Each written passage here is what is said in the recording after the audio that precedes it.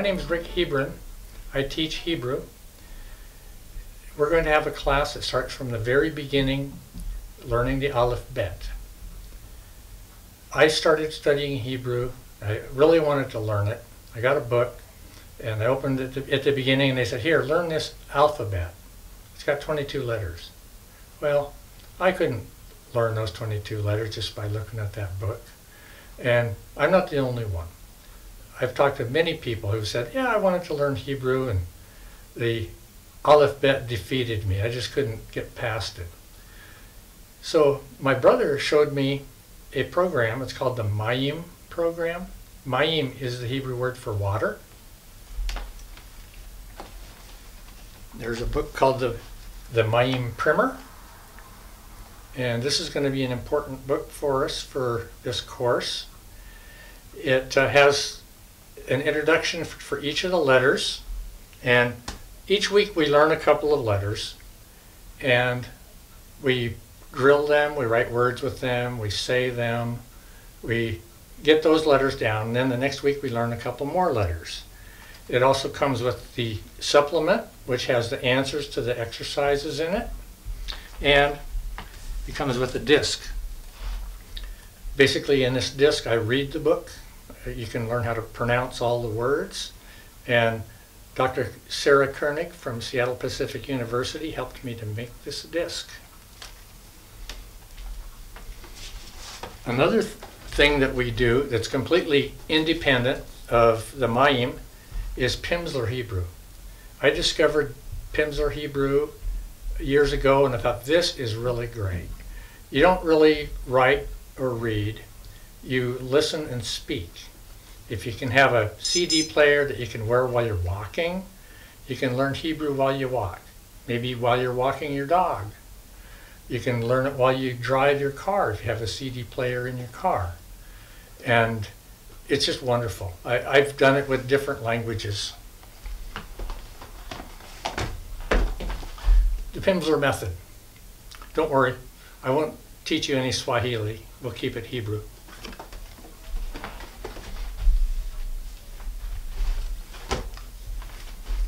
So if we open up the Mayim book, it was written by Donna Loppnow, and she has some little things that she says at the beginning that are interesting about the language.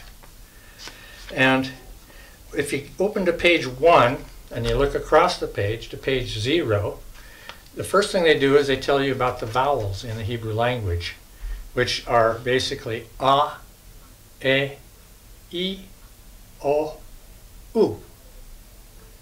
Sounds pretty simple, and this might be a little bit of a simplification, but we'll go with it. A, e, o, u. Below that there is a verse. Isaiah 12:3. Therefore with joy will you draw water from the wells of salvation.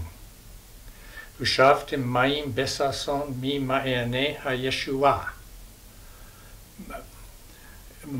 Mayim is in the verse water. They're talking about the water of salvation that is being drawn from the well.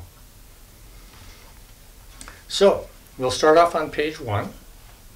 We'll learn our first letter. We're not going to learn them in alphabetical order. It works better to learn them in an order where you can put them to use right away. So we'll start with a letter called Gimel. And in the book there's a loop, but generally Gimel is written without a loop. Once in a while you'll see it with the loop, but typically Gimel is going to look about like that. And this is the script Gimel.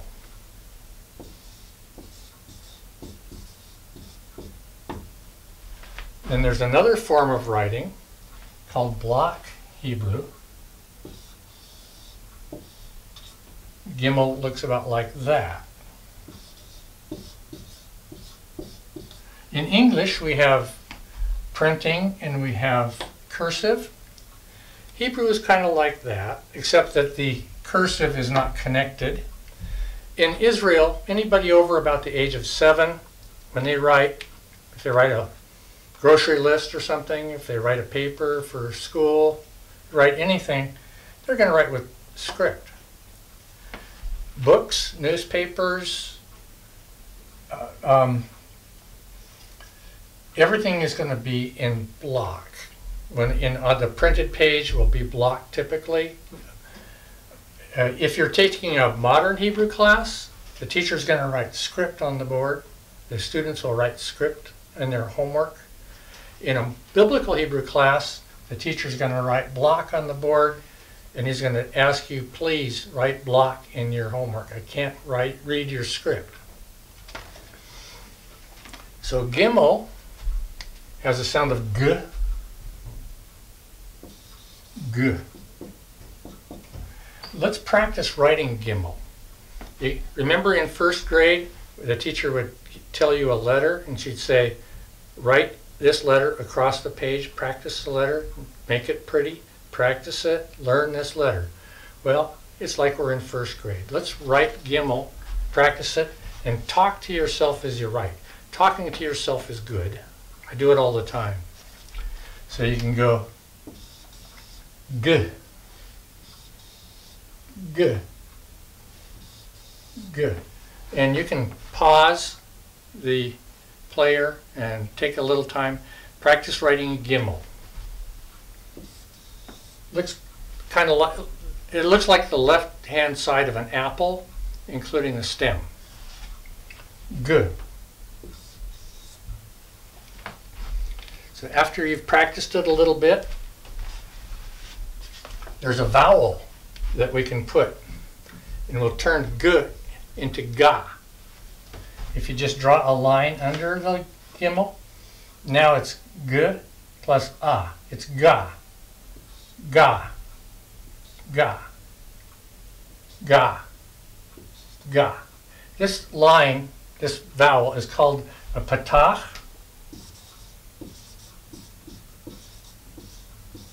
And it says ah.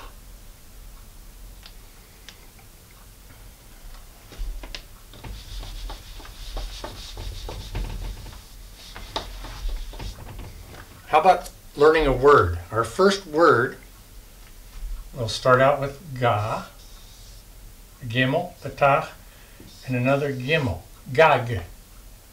Gag means roof. Gag. Write it a few times. Say it to yourself. This is a real live Hebrew word. It's in the Hebrew Bible. Gag.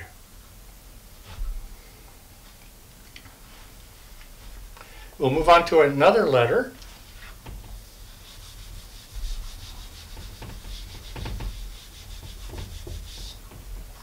Our second letter is called Lamed. The script starts at the bottom with a loop, and it goes up. And if the line of the page is like this, it might go a little bit above the line. The block Gimel, the block Lamed starts at the top with a vertical line, and kind of like the right side of a top if you were at Purim. So this is the Lamed. And it goes ul. Ul is the sound it makes. Now we have a word that we can make, the word gal. By the way, first let's practice. We can practice the Gimel. You see the practice the Lamed. Draw a Lamed. Start at the bottom, make a loop. Go L. L. L. L. It's a beautiful letter. Flows very easily.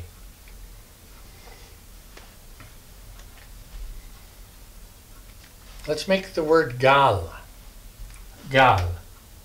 A gimel, a patach, and a lamed. Gal. Gal means wave. Like a wave in the ocean. Gal.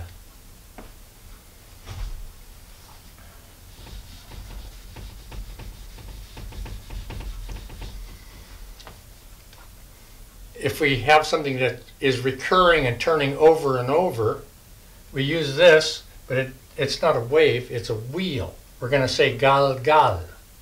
But we have to do something here to show that there is no vowel when we move to the second syllable.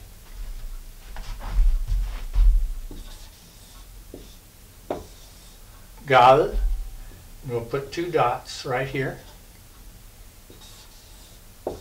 Gal. Gal gal.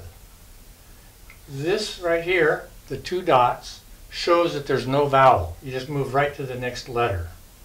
It's called a shava. Gal gal. Write gal gal a few times and get comfortable with it. Gal gal.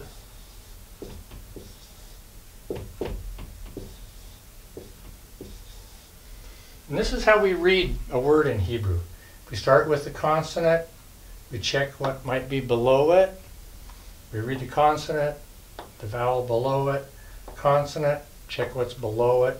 Sometimes it's something that's between, but you're reading kind of like this. Gal,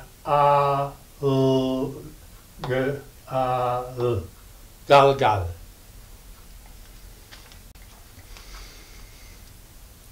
We're also going to look at a song.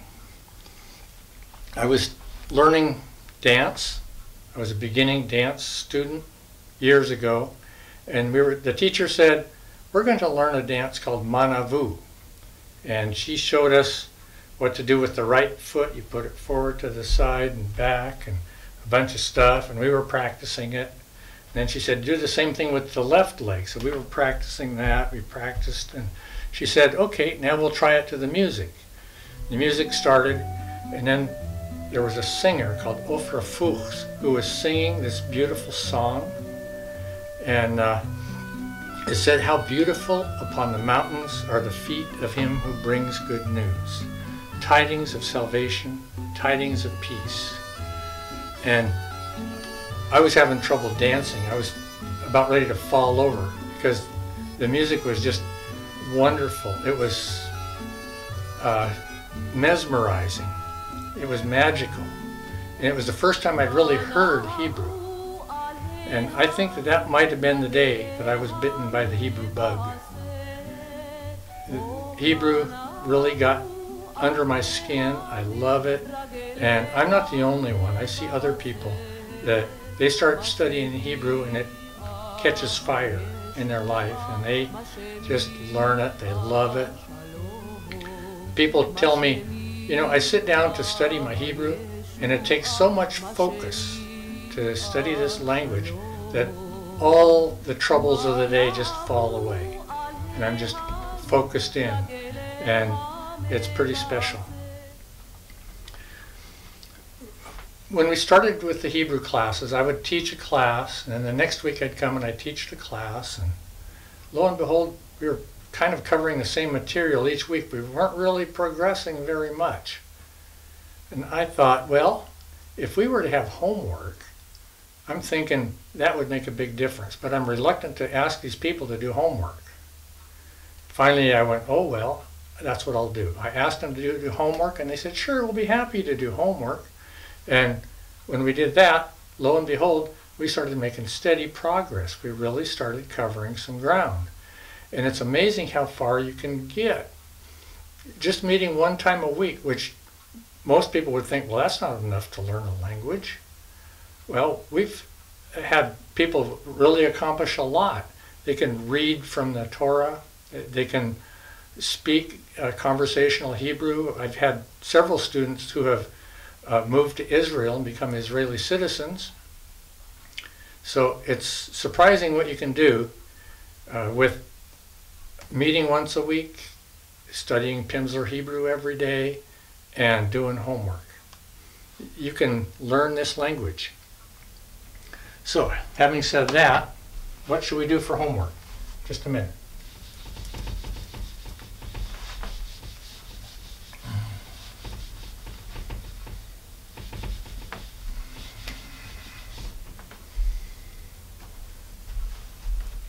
Write a line of Gimels.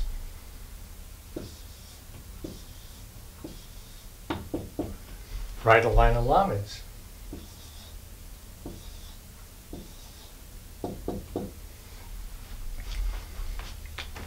There are some